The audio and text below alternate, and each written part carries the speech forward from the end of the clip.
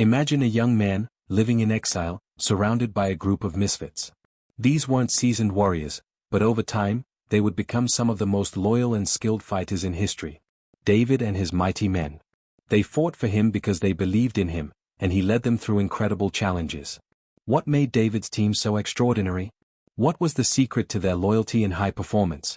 And how can you, as a business leader, create a team just as strong and committed?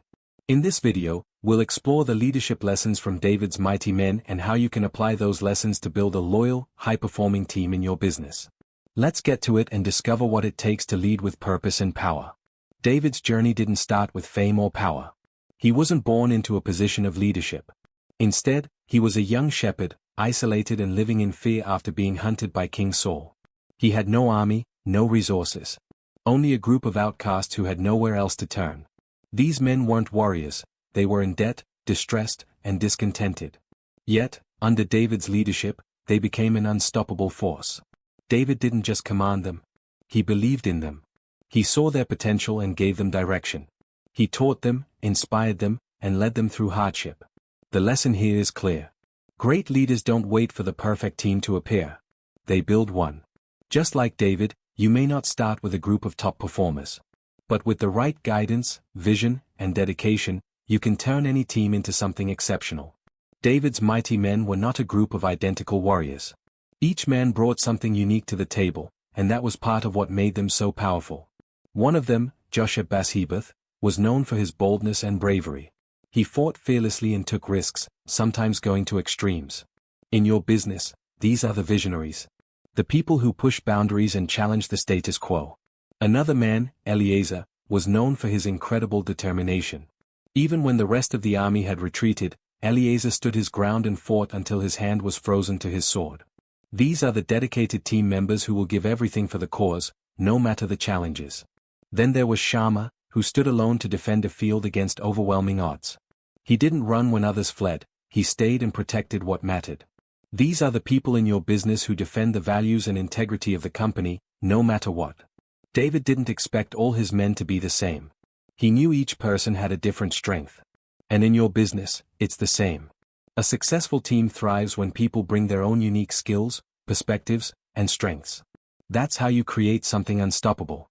One of the most remarkable stories about David's mighty men is when 3 of them risked their lives just to bring him water from a well in Bethlehem. This wasn't a simple task. It was deep within enemy territory, and the dangers were clear. David didn't ask them to do it, but they did it anyway, driven by loyalty and respect for their leader. This act of loyalty wasn't something David demanded. It wasn't a condition of his leadership. It was the result of a culture he created. One of trust, respect, and shared purpose. David led by example, showing his men that he valued them and was willing to sacrifice for their well-being. That's why they were willing to sacrifice for him.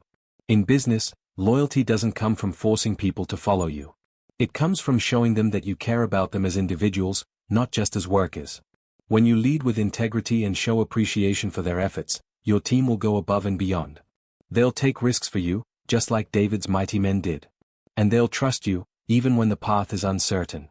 David didn't just give orders to his mighty men, he trained them, nurtured their skills, and empowered them to become leaders in their own right. They didn't start as warriors, but David saw their potential and gave them the tools they needed to grow. He didn't just tell them what to do. He taught them how to think, how to fight, and how to succeed. In business, this is a crucial lesson. If you want a team that performs at its highest level, you have to invest in their growth. Training isn't just about skills. It's about empowering them to think for themselves, to take ownership of their roles, and to become leaders in their own areas. By providing opportunities for growth and development, you're not only building a stronger team. You're also creating a culture where everyone has a stake in the company's success. A true leader builds more leaders, not just followers. When you give your team the chance to rise, they will surprise you with what they can achieve. David's mighty men fought for more than just personal gain. They didn't do it for fame or money. They fought because they believed in David's vision, and they believed in the cause they were fighting for. Their loyalty wasn't about rewards. It was about a shared mission. They saw the bigger picture and understood their role in it. In business, this same principle applies. If your team is just working for a paycheck, their motivation will fade. But when they believe in the company's mission, when they can connect their daily work to a larger purpose, their commitment and passion will skyrocket. To create this kind of alignment, you need to clearly communicate your vision and goals. Help your team see how their efforts contribute to something greater than themselves. Celebrate wins and milestones, not just in terms of profit, but in how they are making an impact. When your team is driven by a shared mission, they will work with a sense of purpose that goes beyond just checking off tasks. They'll work because they believe in what they are building together. David and his mighty men didn't have an easy journey. They were constantly facing impossible odds, from fierce battles to personal struggles. But no matter how tough it got, they stayed united. When others ran, they stood firm. When the enemy seemed too strong, they fought harder. Their success wasn't just about strength. It was about their ability to face challenges together, as a united team. In business, you will face your own set of challenges. Economic downturns, tough competition, or setbacks you didn't expect. The question is, will your team stand together when things get difficult? Will they rise above the challenges or crumble under the pressure? Building resilience starts with creating a foundation of trust and support. Foster open communication so your team feels comfortable voicing concerns and offering solutions. Support them through tough times, showing that you're in it together. Encourage a mindset of problem solving, where challenges are seen as opportunities to grow, not roadblocks to success.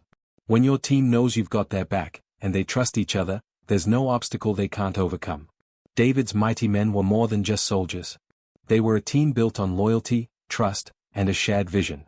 They fought together, grew together, and succeeded together.